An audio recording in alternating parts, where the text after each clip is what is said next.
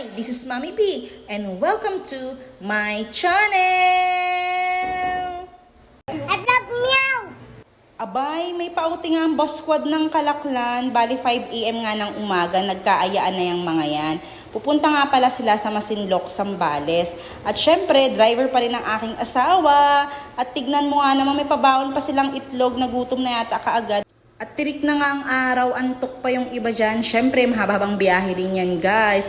Actually, ang biyahe po pala sa Masinloc, Zambales, inaabot na 3 oras. Pero worth it naman kapag nakarating ka doon. At ito na nga, naisipan na nga ng aking asawa na daanan nga si Negro Lebs kasi hindi yata nagre-reply sa kanila. At nung nakarating na ata sa kanila, parang tulog pa ata si Negro. At ayan na nga, inakay ng mga yan. Tara na, sabi nila, magsialisa tayo at mahaba pa ang ating mga biyahe. At malamang habang nasa biyahe ang mga yan, kung ano-ano nga naman talaga ang kanila pagkwentuhan, malamang puro kalokohan. Aba teka nga, nagpaalam ba kayo sa inyong mga isme? Kasi sa akin, oo, nagpaalam si Brian. Nung nakarating na nga sa Masinloc, Zambales, bandang alas 8 ng umaga, naisipan nga nilang dumaan sa wet market kasi doon na nga lang talaga sila mamamalengke. At ayan na nga, nandiyan na sila sa Masinloc. Tignan nyo nga naman guys, andyan nga pala ang wet market, dyan maraming mura at masasarap na isda. At syempre flex ko din ang aking mama na nagtitinda dyan. Hi Mama Bren! Alam ko dyan sila bibili ng isda kasi marami si mamang sari-saring isda. At syempre malamang bibigyan sila ng discount. At nung nakarating na sila kay mama, tignan mo nga naman sobrang daming tao. Grabe, siksikan nga dyan guys.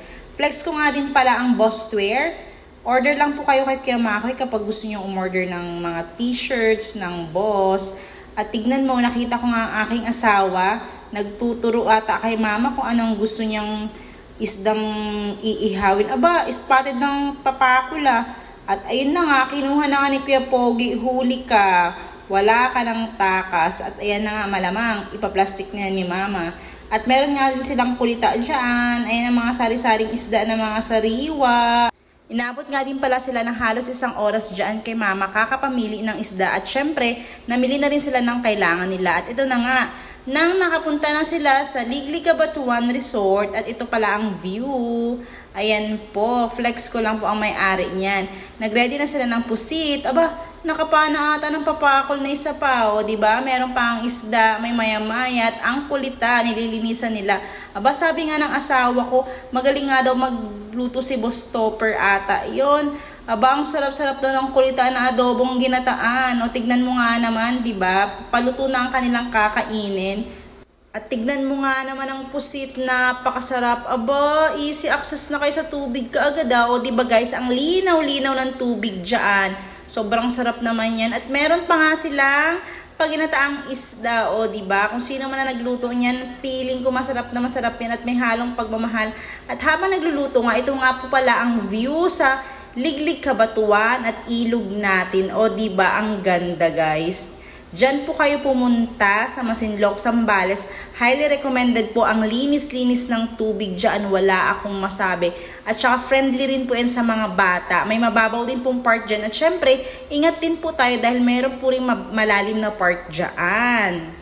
At ito na nga, kumain na sila. Talo-talo na yan guys. O diba, ang dami nilang gutom. Sobrang tagal din ang inantay nila bago magluto ang mga pagkain nila. Sige, kanya-kanya muna tayo.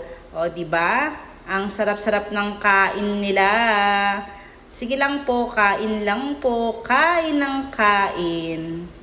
At syempre nga pala, sa mga gusto pong magrenta ng aming Isuzu Travis, mag-PM lang po kayo sa akin at kay Brian. Bibigyan ko pa kayo ng malaking discount.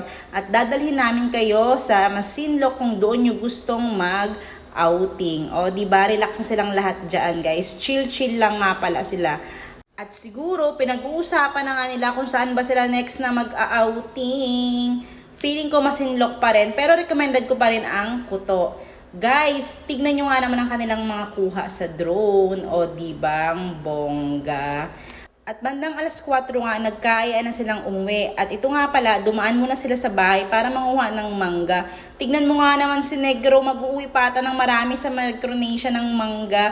O diba? Inabot na nga rin sila ng bandang alas 6 din sa bahay yan bago makaalis papuntang Olonga po. O diba? Tignan mo naman ang kanilang mga flex.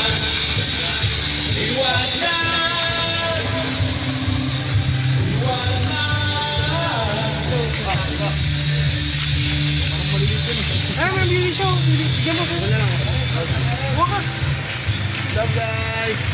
Kain na kami. Go. Kasama nga din po pala nila si Lani at ang kanyang baby. At syempre, i-flex ko lang lahat ng mga kasamang mga boss. Si Boss Brian, Boss Makoy, Boss Levi, Boss Jimboy, Boss Jeremy, Boss Lucky, Boss Renz, Boss Alvin, Kuya Obet, Boss Toper, Boss Ambet, Boss Richmond, Boss Paulo, Boss Budoy, Boss James, at syempre si Boss Joker. At syempre, huwag niyong kakalimutan, Esme pa rin ang mga The Boss. O diba, yan nga pala ang kanilang mga kuha. O siya, hanggang dito na lang, huwag kayong magsasawang manood. Hi vlog! Meow!